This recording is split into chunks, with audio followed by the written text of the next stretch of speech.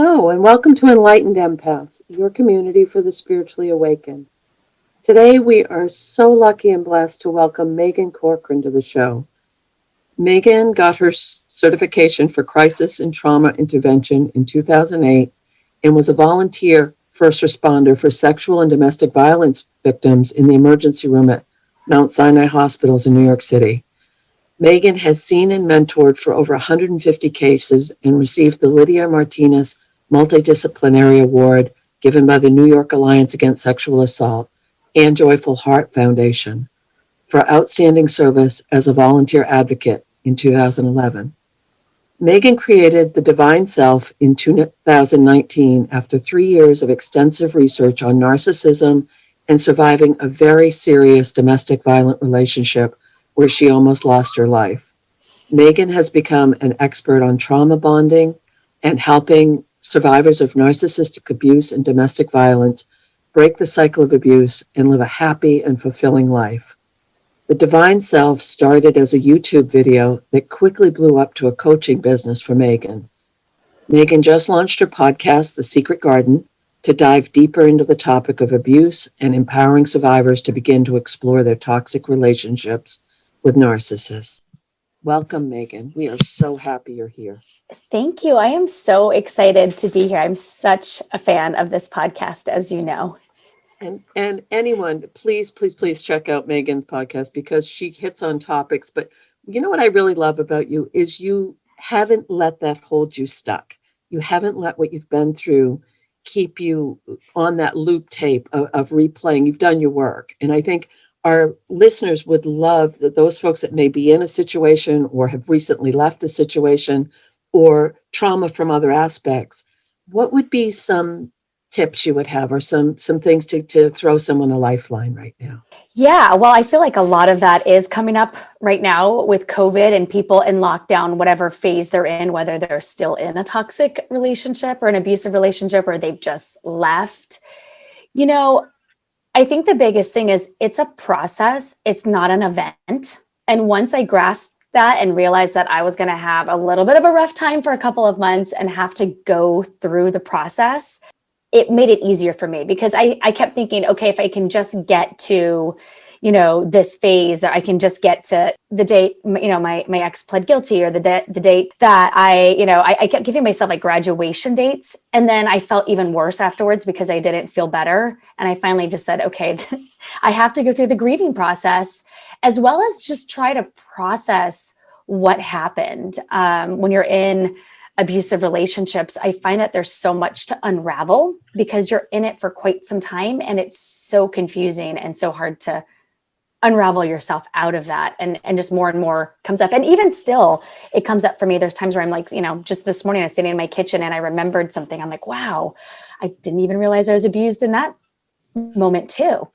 Okay. And you just made a really, really good point because anyone who has stepped away from an abusive relationship or toxic or a narcissistic connection, it's almost like you have to rediscover yourself and figure out because I know from personal experience, was so worn down that I didn't trust myself anymore. I didn't recognize myself.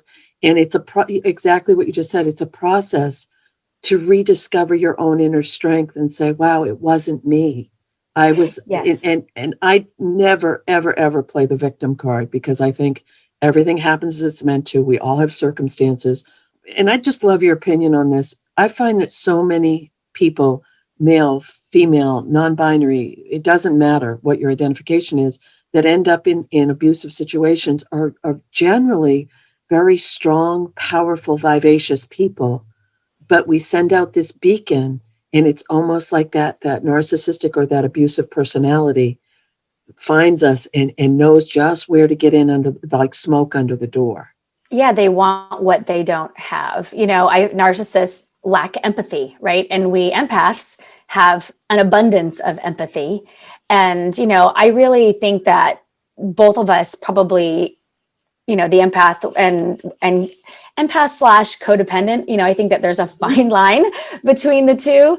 I think we probably both became either an empath or a narcissist around the same time in our life. And everyone is like, oh, is the narcissist born that way? I don't know, I'm not a doctor, but my guess is they went through some form of trauma where they learned to just shut it down because being vulnerable was not, was, got them abused. And then they had to feel some form of significance. There was probably a moment in life where they felt so insignificant that they just shut their empathy down. The problem is they don't change. Once that's gone, or once that's pushed way down in them, it just doesn't change. And so here we are as empaths, we have an abundance of empathy, and we always see the good in everybody, and we live these beautiful, we have these beautiful lights inside of us, and they try to take that from you. And when you're in the wake of a narcissist, it can be life-threatening. And not even if it's a physically abusive relationship, but the stress gets so bad in these relationships, and you lose yourself, to the point where my therapist at one point took a look at me and she's like, you're dying.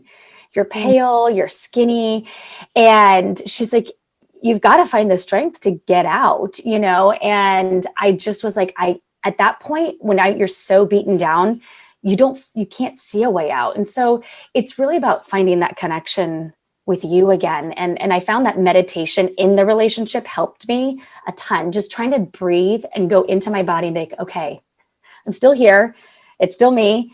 And I can do this, Did you find that you had a tipping point or a light switch moment where all of a sudden you realized, I need to go. I need to find a way out?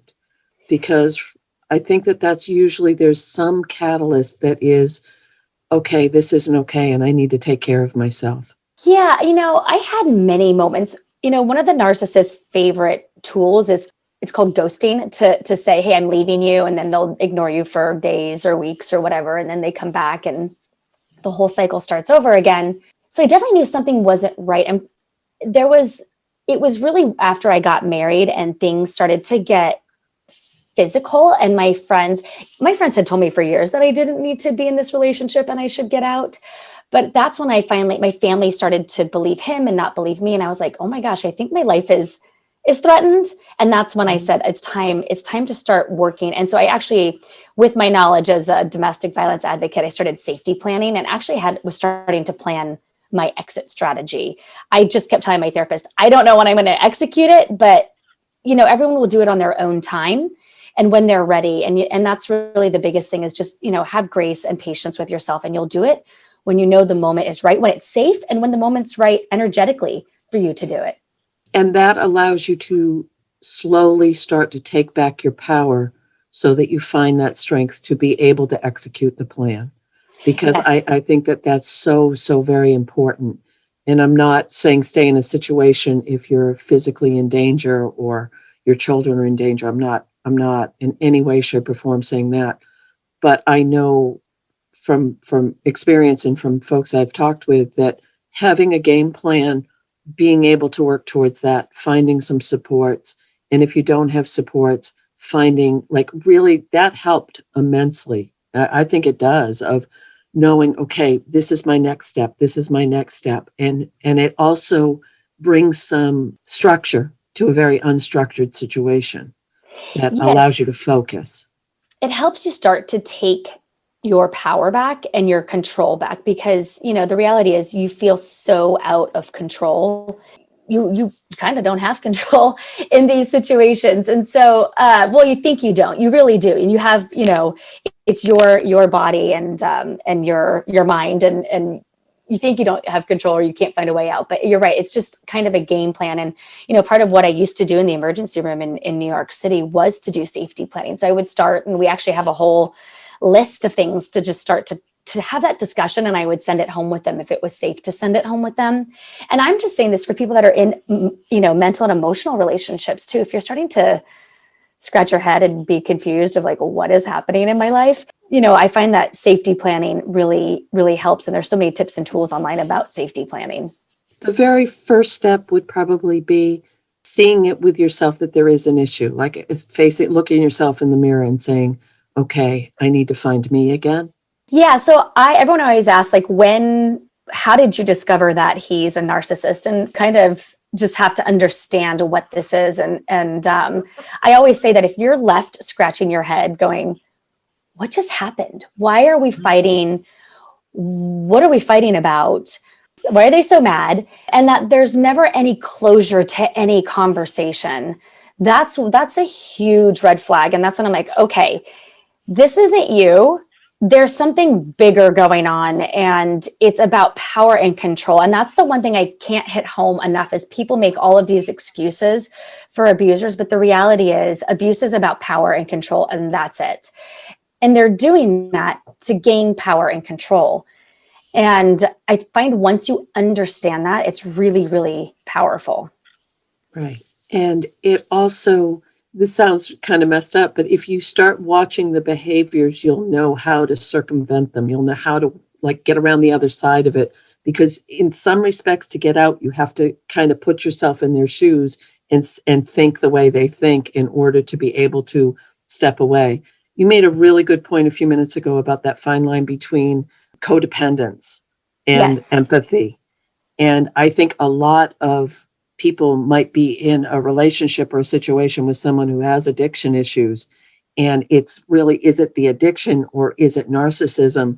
And I think they mesh together. I think that you're going to see a lot of similar behaviors, actions, and outcomes from someone who's active in addiction as you are from someone who's active in narcissism. And I think that they overlap. I agree. A lot of, myself included, a lot of abuse there is, especially alcohol and or drugs involved. Mm-hmm. And one thing I do want to hit home is the alcohol and drugs are secondary to the abuse. Abusers choose to abuse not because they're alcoholics or drug addicts. I think that people use that as an excuse, which I did for a long time. I'm like, if only he would just get sober. Mm-hmm. And the one thing I've learned as I've kind of done this is I've actually known a couple addicts in my day, and their abuse, their manipulation and power and control is kind of the same because they're trying to get the high. And so is the narcissist. Their high is abuse. And the one thing I find though, when drug addicts and alcoholics are coming down onto their low, they have a lot of empathy. They don't want to be this way. They'll cry and say, why am I doing this? I can't control this. The addiction has overcome them, but they actually are upset and know that there's a problem, but then they go and get high and then they get, get angry and abusive. Where with a narcissist, after you go through the abuse cycle and they come down off of the high, they're like, well, this is your fault. You did this. There's no empathy. And it's your problem. You did this. You're the problem here, not me. And that's really the difference. And you're right. They go hand in hand. So it can be very, very, very confusing. I wanted so badly for, my ex to be an alcoholic because I was like, because then he can go to treatment and hopefully our relationship will work. Mm-hmm. And I had all of this hope that would help. And finally, one therapist looked at me and she's like, regardless of whatever, you got to get out of this. This isn't healthy. And I think the number one question people ask me when they call me for coaching is, can the narcissist change? And I'm like, why are you going to wait around to find out? And most likely no. The answer to that question, I tell people is no. They have so much work to do that why are you going to waste your life away waiting for them to figure out, if they're going to change or not? And I think that can get really squirrely if there are children involved. So many people say, I love this person. And when it's good, it's really good. And when it's bad, it's really bad. And that's such a personal decision. And I think sometimes it's breaking perpetual cycles as well. So if you do have children, you may be saying, is this what I want to model for them as healthy relationships? Is this highest and best for them in their development and their life path? The other, what just popped into my head, though, is as more and more people are stepping into being okay with being empaths or sensitives or intuitives, or they're really embracing that and saying, wow, this is just me and this is the way I am. I think that there's an uptick with people stepping more into their narcissism as well, because it mirrors the polarity. Like the dark is getting darker and the light is getting lighter. But what I love is there's more community now for sensitives, for empaths, for people who are saying, I don't deserve this anymore. Yes. And when I finally realized that I was with a narcissist, and it's so unfortunate that we throw that word around so loosely. He's such a narcissist. Mm-hmm. And you think of a narcissist as someone that's I mean, they have a grandiose sense of self, but we think of someone that's posting selfies and cares about their looks. And that is not, I mean, yes, there's a form of narcissism in that, but that's not what I'm talking about. I'm talking about the monster that happens behind closed doors when, there's this Jekyll and Hyde personality. There's, I said you're left scratching your head and you're really confused at what's going on. You're being blamed for everything. And when I finally opened up the door and been like, oh, maybe he is a covert narcissist, I went on to YouTube and then I dove down the rabbit hole. And then I realized they all do exactly the same thing. Every single person I coach, it's almost as if they went to school for this. And then there's no school for like the start, but the way they abuse is exactly the same. The things that they say is almost word for word. And I'm like, how did they figured this out? We've trained them well on how to abuse. And I'm like, okay, now it's time for an uprising of people to wake up to this topic. Because if now it's so funny. Right before I got on, I was talking to somebody who's kind of taken this journey around the same time with me. And, we laugh about when we encounter a narcissist and we see the red flags now, and then we tell the stories. And it's actually funny, some of the things that they do, but when you're in it and you're being manipulated, it's not funny. But they are so over the top and so aggressive at they're coming on and they're idealizing you. And so once you actually educate yourself and understand what's going on, you see it everywhere. Exactly. So what would be some of those phrases? What would be a couple of the phrases that might be tip-offs for people? Really the blame shifting. It's you're, I got you're 99% of the problem in this relationship. Relationships are 50-50. And yes, you give or take percentages, like sometimes it's 20-70, but you're never 99% of the problem. You're crazy. I got that one. Shit up in your head. Yeah. And you don't remember what I just said. There was constantly like, hey, you don't remember that I just said that? I'm like, I don't think you did just say that. Or they would say something and then I would literally repeat it back. And then, no, I didn't just say that. Mm-hmm. That's not what I said. You, and I'm like, no, you just said that. And you must have heard me wrong. Yeah. And it's over something so silly like washing dishes or mopping the floor or sometimes major stuff. Right. And then there would be a whole fight that happens. And then there's the I'm going to leave you. And then they leave for days. And like, it's this whole cycle that happens. And it's really traumatic and just nerve wracking. But it's a process. And I think it's a process that wears you down over time. So yes. That you don't realize that it's become your reality until all of a sudden there's some sort of catalyst or event that's like, wow, how has this happened? Because if it's almost like little baby steps, and you see a red flag and it's like, no, but then by the time you're mired into it, it's so much of who you are and what the relationship is. It's not how you started out at the beginning. I've rarely ever seen that. And I think for people to understand is, I get the question all the time of why didn't you just leave? And my answer to that question is, would domestic violence be such an epidemic if the victim could just leave? Mm-hmm. And what happens is it's called trauma bonding. And so at the very beginning of the relationship, it's the idealization phase. And so if you look at a power and control wheel, whether it's the domestic violence or the narcissism power and control wheel, you can Google it. But the beginning phase is idealization. And so they're very, very good at mirroring your insecurities and telling you what you want to hear. Oh, I'm going to marry you. I want to have children with you. You're the best person on the planet. Let's go to Paris. Let's do this. And I will protect you for the rest of my life. And, and they come on very, very strong. And you think you've found your soulmate. And then there's a moment where they pull the rug out from under you and you're kind of like, wait, what? And then they go back into the idealization phase. And so it's this whole, it's really idealization, devalue, discard, and repeat. And, and there's a tension building phase in there before the abuse happens. But And so there's all these little moments of they keep pulling the rug out and idealize you and pull the rug out. And so you actually are forming this addiction to the idealization and this fantasy and this facade.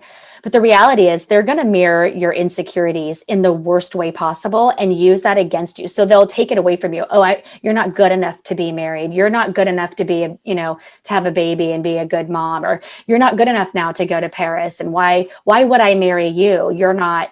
And so they took what they did at the beginning and then turn around and use that against you.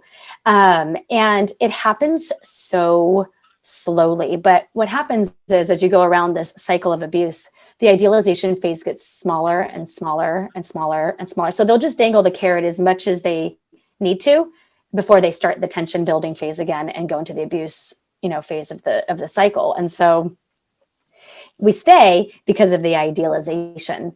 And they'll tell you what they want to hear after they abuse you. And I'm so sorry. You are the best thing. I love you so much. I can't tell you how many times I went through this cycle, and it wears you down. Oh, it wears you down.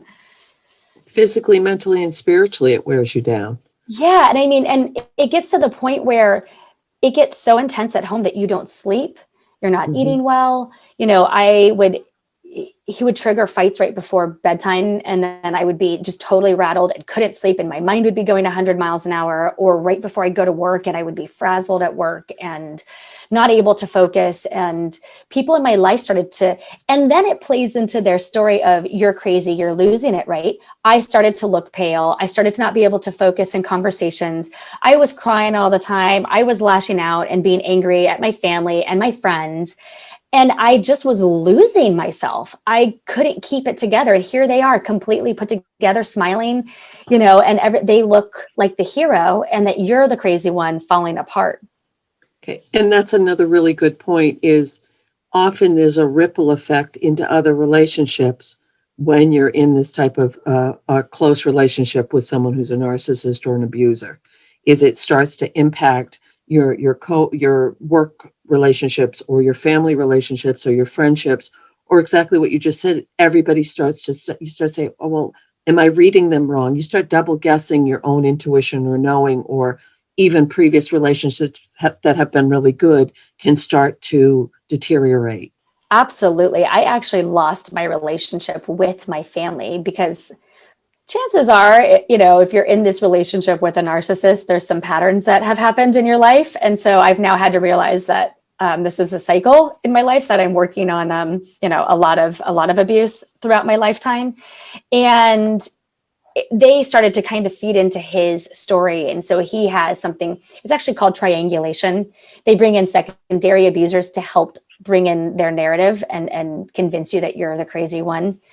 And they started to believe him. So he idealized them and put them on a pedestal. And, and so they thought he was the best thing ever, and that I was starting to lose it. And that's really confusing when your family and friends are now telling you this as well.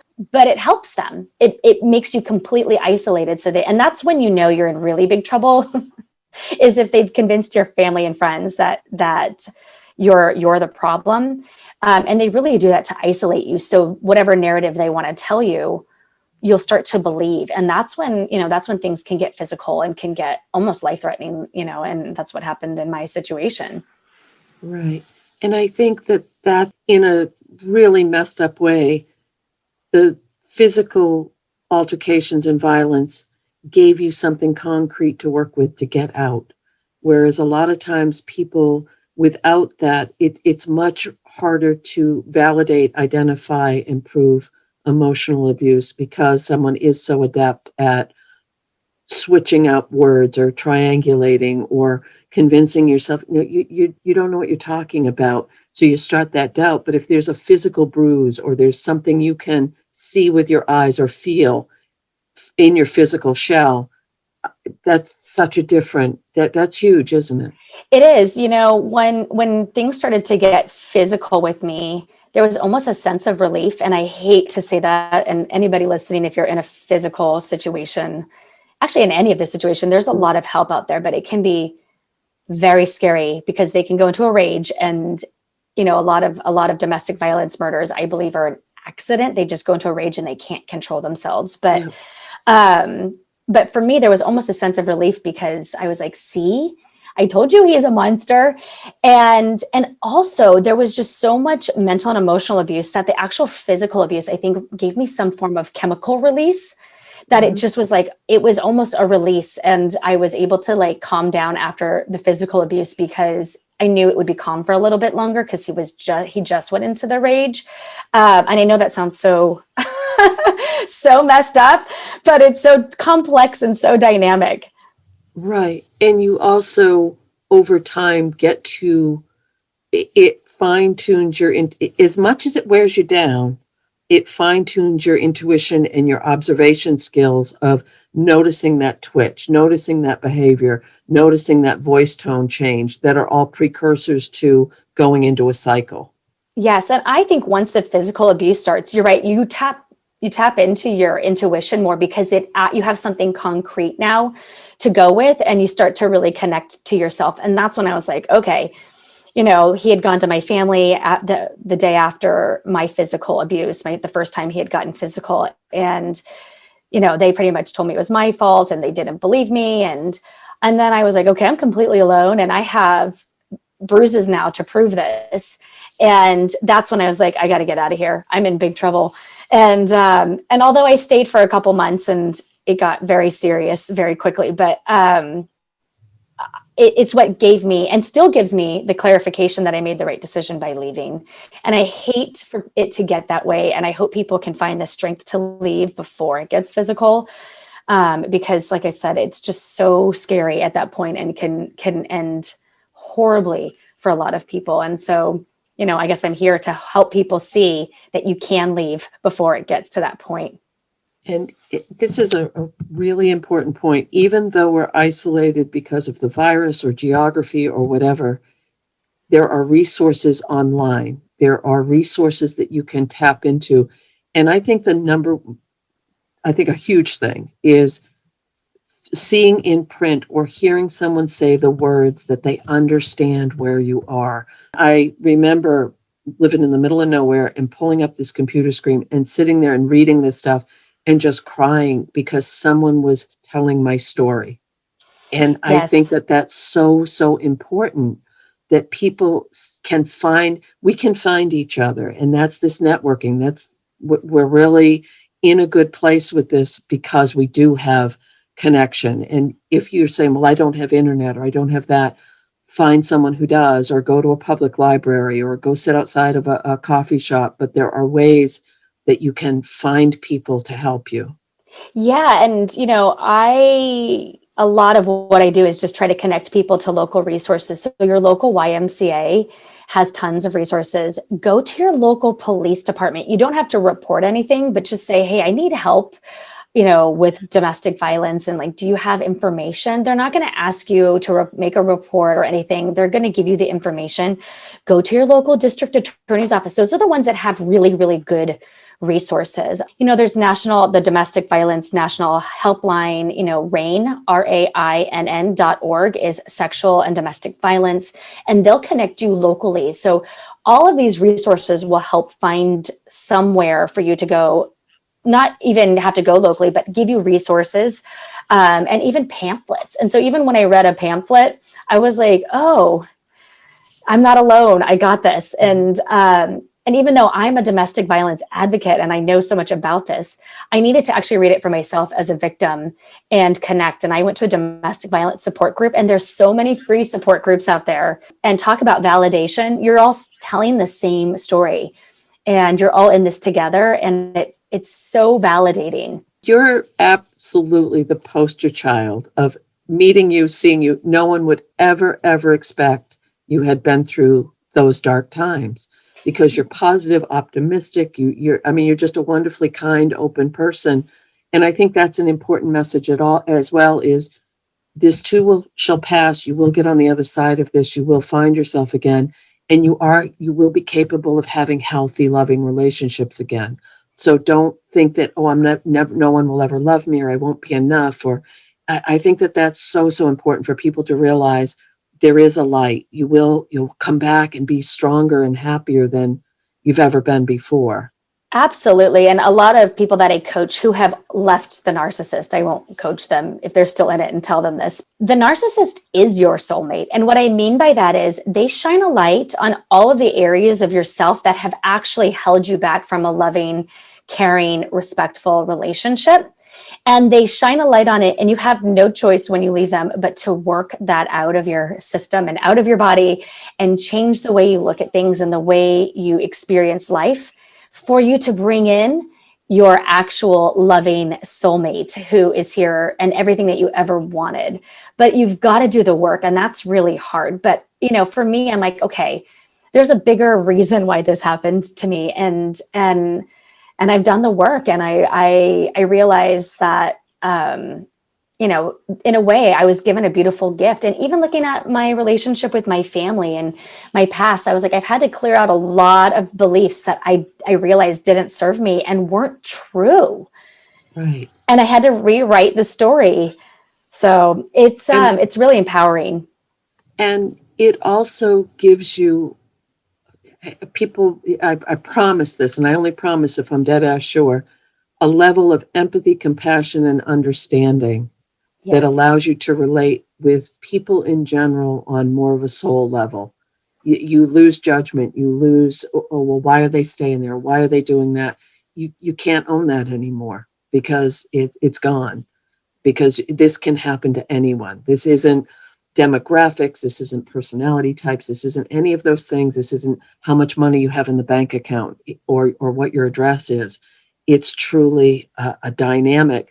But I agree with you 100%. And I have said that to people that I couldn't be who I am now if I hadn't been through those situations. And I don't have any malice or discontent. And I'd be a liar if I say it didn't. It took me a while to get to that place.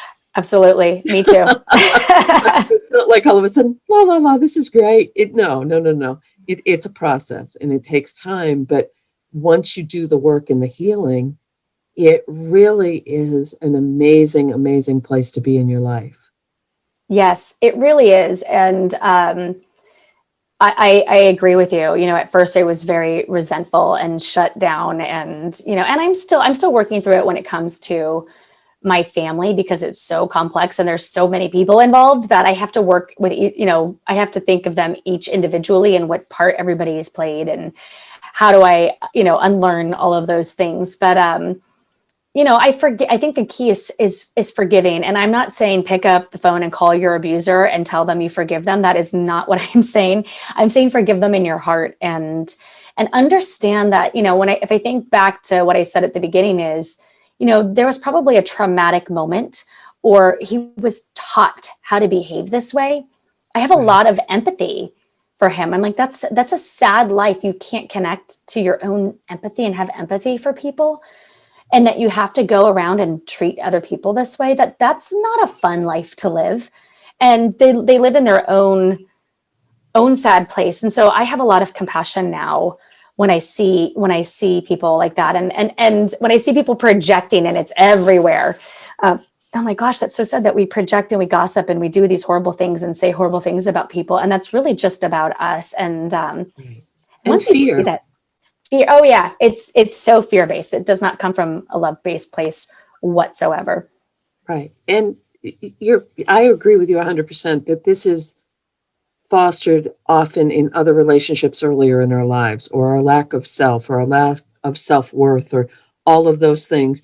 But equally, I've seen people who seem to have a very strong sense of self. They're attractive and intelligent and vivacious, who still would end up in those patterns. So this isn't about, that you're not strong enough, or you're not confident enough. It's almost like a homing beacon, isn't it, that we attract this? But yes, you're spot on. We learn these lessons. And I think we're talking about the extreme of domestic violence. And it, to me, and please correct me if I'm wrong with this, but when we are addressing that, or addressing family of origin issues with trauma and abuse, then it does allow us to set stronger boundaries and parameters with other people, friendships, situations, so that we're not just repeating that pattern over and over in all directions.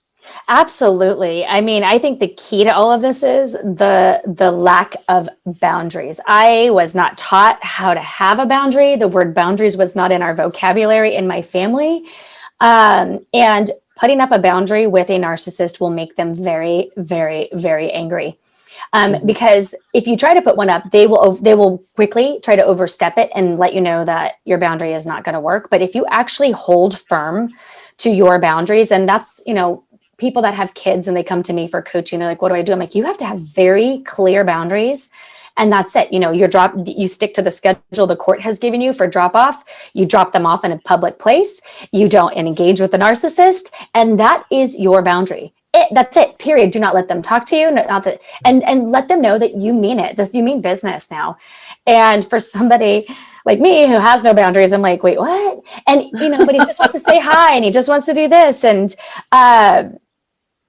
And I even looked at this, like as things were unfolding and the little bit of communication I did have with my family at the beginning of the end, I put a boundary up with my sister. I said, listen, like if you're going to continue to engage with me, I'm in a serious situation and you can't go talk about this to the rest of the family. And if they're concerned, they can call me directly. And that's the advice I give you. And that's just me being an advocate. That's what I know, that it can be life-threatening and that you shouldn't really go talk about someone's domestic violence situation or someone's abuse situation. And sure enough, she runs and talks about it. And that's just how we are in the family. We love to gossip behind each other's backs and not realizing that's abuse. And then she was mad at me when I was like, I told you my boundary was, and I can't engage with you if you're not going to respect my boundary. This is my boundary. And so then of course I was the crazy one and I'm mean and and so they really don't like boundaries. Not saying that my sister is an abuser. She just happened to be in the middle, but because we've never had boundaries, that's hard for them. Right. But there usually is a root as to why we attract that type of personality into our lives for Absolutely. a relationship. Yeah. And I think you're right. I'm kind of, like I said, the person you wouldn't think. I have a successful business. I have a lot of friends. I'm very outgoing. I studied acting in New York. And even though I came from a background and I was in therapy every day throughout my whole life and go to my Soul Sisters group on Sunday. And you would think that I never this would have ever happened to me. And I'm a domestic violence advocate and I know about it. So like I said, and now I look back, I'm like, oh, I was the perfect target. For this. And it was just because my subconsciously, I learned a lot of things and patterns in my life that I didn't know needed reprogramming. And also I think being a big target like that, that's the ultimate goal for a narcissist, to take someone like me down, and to take my light away from me. Because you shine a very bright light. You're knowledgeable. You know the topic. You're very gregarious and outgoing. That would be moth to a flame. Yeah. So what about people who aren't sure if they're even with a narcissist? They think they might be, they're thinking, well, it's not that bad most of the time, but when it's bad, it's really bad. How can you help people find, is this something more I need? Am I on the brink of something? Because we can see blatant abuse. We can see blatant narcissism. But we don't always see those subtle impacts, like when we're talking about those beginning phases, but also sometimes relationships stay at that level for a long, long time. Yes. So, this is my story, Denise. I literally was like, is he a narcissist? Is he not? And like I said, I dove down the rabbit hole on YouTube and I was there for about a year and a half. I'm not kidding you. I would watch YouTube videos till my eyes were bleeding. Like I was in it. I was like, because you don't know. Mm-hmm. I think the biggest thing is if you have to ask the question, am I with a narcissist? That's your number one sign that something's not right in your relationship. And that something's not good. And you're going to have to go through that process. And it's so funny because all of us survivors do the same thing. We all got obsessed for about a year and a half. We lock ourselves in rooms and we just watch YouTube videos, and you learn all of the different coaches out there that are on YouTube. And we all have this community, and we even have our own lingo and slang and terms that we use. And that you have to you watch different videos trying to make sense and put your story into other people's story. And then you start needing proof, and then they start to do what everybody's saying on YouTube and how it goes. And then eventually you'll start to get to a place where you break and you need to get out, and you're like, I'm so tired of this. So it's a process. It's a long process. And I wish I had a magic pill to be like, oh yeah, he's a narcissist, but, I'm in an abusive, yeah, or they, yes. And women are narcissists as well. The majority of people that have reached out to me are men. And I think just because we don't give men the space in this world to come forward and say, hey, I'm being abused, especially mentally and emotionally. You're like, oh, be a man, grow up, man up. And they're just as devastated. And if not more so, because there's no support in the traditional male society for that. That it's seen as a sign of weakness, or seen as a sign of why are you letting her push you around kind of stuff. But people don't understand. And more, there are so many empathic, kind men who are going to be going through the same thing as kind, empathic women. It has nothing to do with gender or preference, or it doesn't matter if you're in a heterosexual couple or a homosexual couple or a pansexual couple. It does not matter. That this is as even across the board as the weather. Everybody gets it the same. Yes.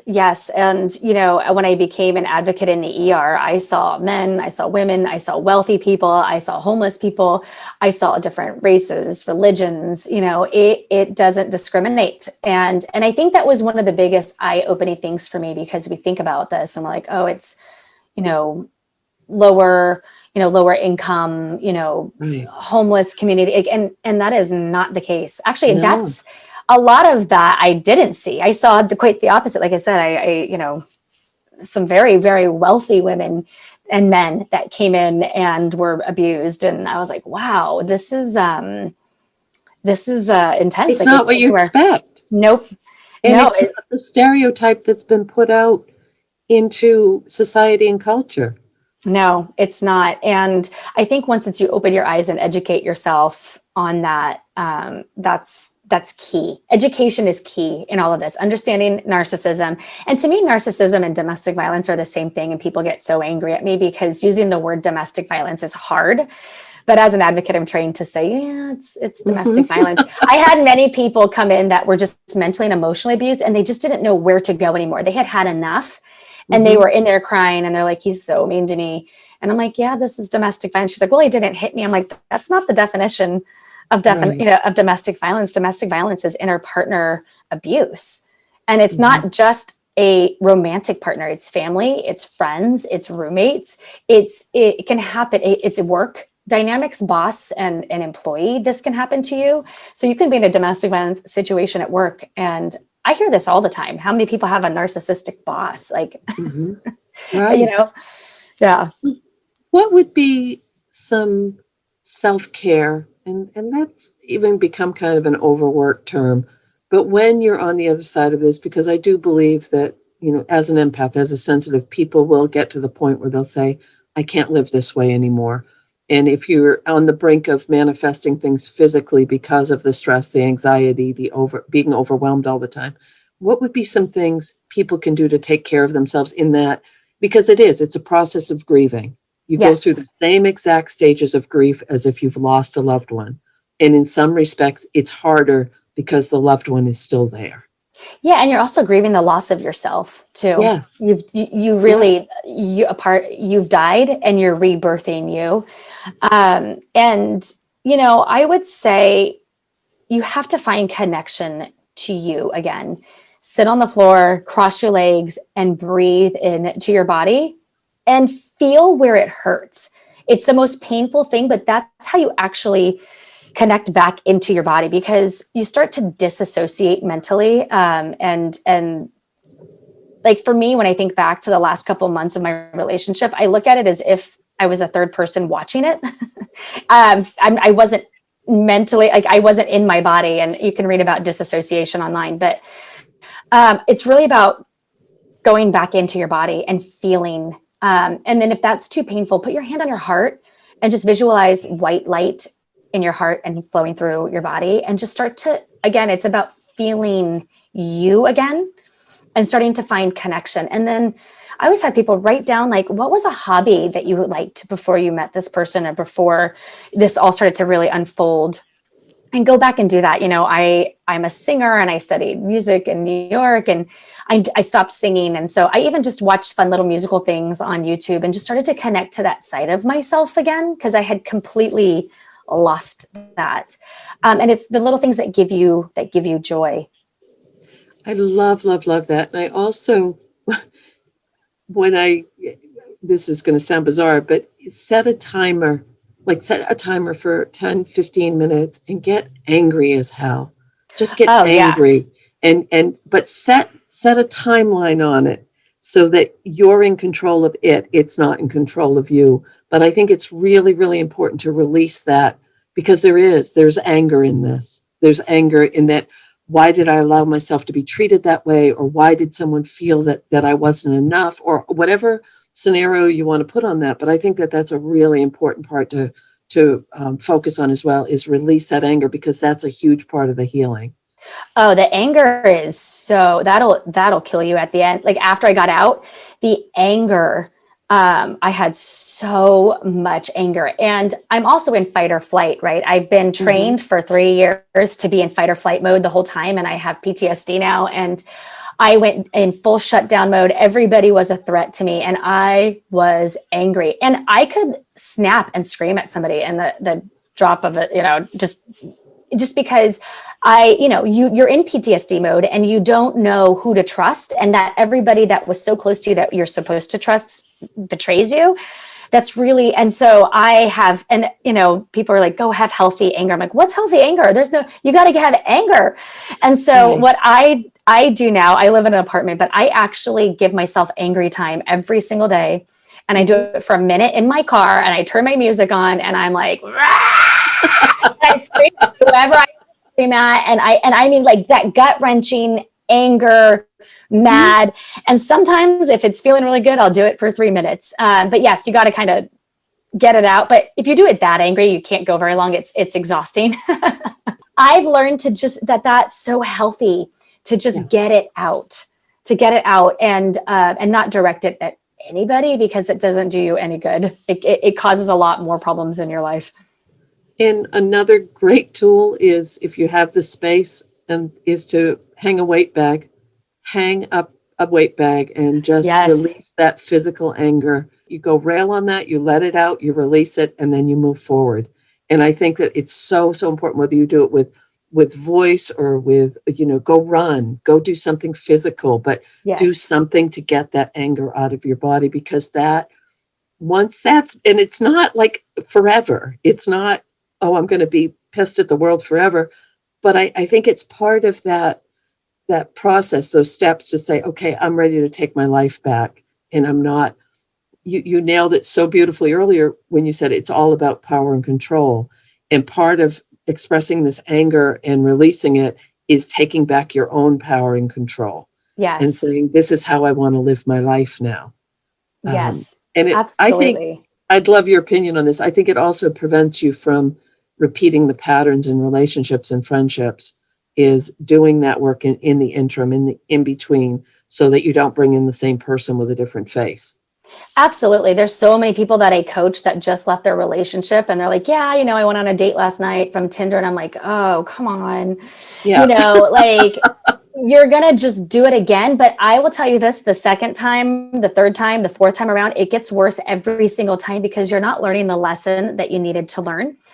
Again, they're your soulmate, and they're here to shine a light on the areas of you that need work. And there's a reason why they came here. If you really want a true, happy, healthy relationship, you have to do the work. And it is hard work, but I'll tell you, it's so amazing on the other side. So, yes. I mean, who I was even a year ago, and I've been out of this now about 2 years, but who I was a year ago doesn't exist anymore. No. Because it's such beautiful work that's done. And like I said, it's a journey. You're expressing anger, and you're trying to figure out where you fit in all of this, and where they fit in. And it's having boundaries and working through all of these things that just didn't work for me in my life. See, and you're also incredibly empathic. Like you're off the charts being an empath. And haven't you found that it's fine-tuned your empathy and your intuition and your connection, having gone through that it almost all the ways we learn to navigate life, all of a sudden, it's like all the pieces of the puzzle have come together now. Yes, I knew I was an empath before I got into the relationship, but I realized I was a, intuitive psychic in the relationship, and that I knew a lot of stuff was coming, and I kind of even predicted this at the beginning of the relationship and chose not to see it. Yeah. And it's definitely fine-tuned, all of the meditation. So a lot of the coursework that I do is inner child work, and I have you go into your body and feel the pain, and then have you go into really where you picked up that pain to begin with, because that was there before you met. If you're in a toxic relationship, that was there way before you met anybody. Again, they came in to shine that light on you. And it's really fine-tuned it and really woken me up and raised my vibration. And, you can even get into it almost takes you into almost another, kind of 4D, 5D dimension, where you look at things from a bird's eye view of your life and of other people's lives. And it's fascinating if you allow the process to happen. And it's often breaking cyclical patterns or patterns in your family of origin. Yes. And that's big work as well. Yes, I constantly, and this is, domestic violence was huge on my dad's side of the family. And really breaking the cycle is it's breaking the trauma bond that happens. And energetically, this trauma bond will get passed down. So even if you're not in an abusive relationship, you've got to go in and break the bond spiritually and say, no more. And that's really what I do in my coaching. Like I said, you go in, you look at it. I even have you go into past lives or pick up any other, generational stuff that is in there, and that you're like, oh my gosh, I picked this up from somebody else's. This is my grandma's stuff. This isn't even mine. And that I now am doing the work, and having to really cut those ties and cut those cords. So the visual that I just got when you said that was like you help people pull the root out. Yes. And that's the picture I'm seeing. You just pull out this big old root and just saying, okay, now we can put that to rest so you can live the life you really came here to live. Yes. And that's why I actually called my podcast The Secret Garden. It was about going in and plucking the weeds that no longer serve you so you can plant a new seed for a beautiful garden to grow.